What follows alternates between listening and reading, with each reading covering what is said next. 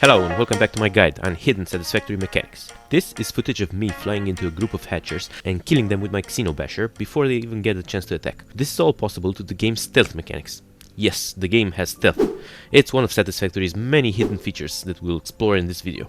Enemies react to sound, so if you crouch while approaching an enemy, they will not react unless they have a clear line of sight. This is not really useful since most enemies tend to move around a lot and they will eventually turn towards you and see you. However, there is an enemy type that has no eyes, the Hatcher. You can approach them safely and kill them without them being able to react, and moreover, you can maintain stealth while slide jumping and using the jetpack if you keep crouching throughout the whole time. This does not work with the parachute or hoverpack, however. Satisfactory has lots of mechanics that are not explained, less obvious, or straight up exploit, but are very useful to know.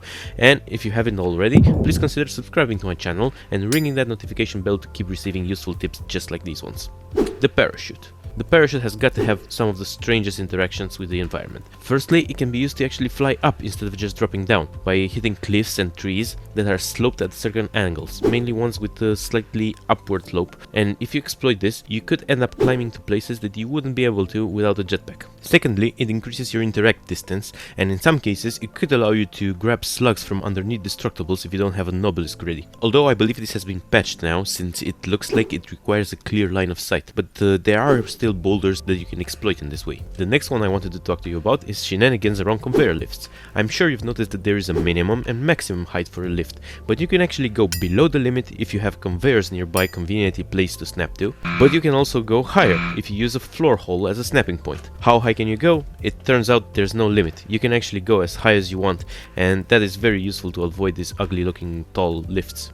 One other useful tip that I did not know myself is that you can switch the direction of the lift by pressing R, reversing the input and output. I've actually been snapping it to belts to do this because I didn't realize this was possible.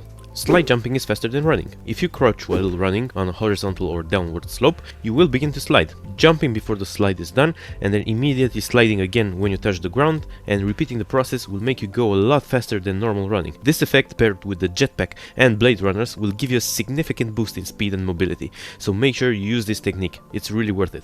Tap to autocraft. Now this could be the greatest tip of all. When using a workbench to handcraft items, you usually hold down the mouse button or space bar to craft, but you can actually just tap space and it will begin to autocraft. You don't have to actively do anything. You shouldn't autocraft stuff anyway, but if you really need to, this makes it feel a lot smoother.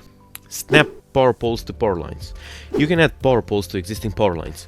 Need to add an extra pole somewhere? You don't need to delete the connections and add them again. You can just select the power pole from the build menu, click on the power line, and then click on the ground again. This saves a lot of time and energy when expanding your power network. On that note, you also have custom color swatches.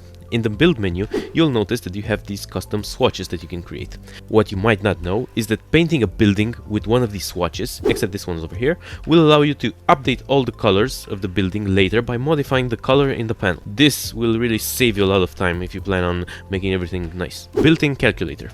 By pressing N, you can access the search bar, but this search bar has a hidden feature. It can double as a calculator, so you don't need to use a separate app or your phone. You can just type in the formula here and it'll give you the result. I found this to be a really nice to have feature. One other feature that will help you calculate your building requirements is the to-do list. Sure, it helps you a lot remember stuff that you need to do, but the feature that I found most useful is that if you add all the things you want to build, it will calculate your required build materials, so you know exactly what you need to take with you when you're leaving your factory. I can't tell you how many times I have made the mistake of starting to build stuff on the other side of the map and not having all the materials. Vehicles make you invincible. A vehicle of any kind is a great survivability tool. You might not know this, but being in a vehicle will protect you from poisonous gas, radiation, and enemy damage of any kind. In fact, you will not aggro enemies while in a vehicle, and it gets better. You also can run them over and they will not react. So while exploring, a vehicle can be both a weapon and a safe haven for you to go to when in need. You can tame lizard doggos and they're actually useful. Each second they have a chance to bring you a random item, and that item can be actually a power slug. So if you put enough of them in a pen, you could have a good infinite source of power shards. But be careful, as it can also bring you radioactive waste and that could kill you. So it's kind of a hit or miss situation. To tame the lizard, you need to approach it until it turns towards you. Then throw a berry on the ground and wait for the lizard to come and eat it.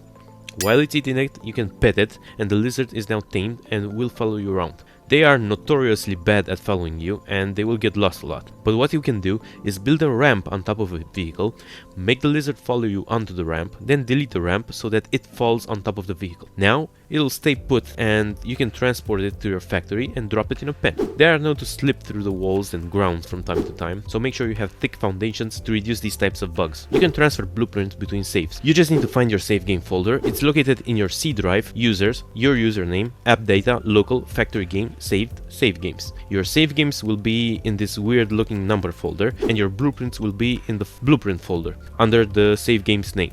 You just need to go inside and copy them to other saves and they will become available in-game. If you don't have a folder for a specific save, you can create the folder, or better yet, create an in-game blueprint and save it, and this will generate your blueprint folder. Copying blueprints that have been created with the higher tier of blueprint designer will still work in the new game, even if you haven't unlocked it yet. So, it's kind of an exploit. You can reverse direction while in a Hypertube. Accidentally getting sucked in a Hypertube while doing something else has been the bane of my existence. It drove me to create a specific blueprint to avoid this. But something that I did not know is that you can turn around while in a Hypertube simply by trying to walk in the opposite direction.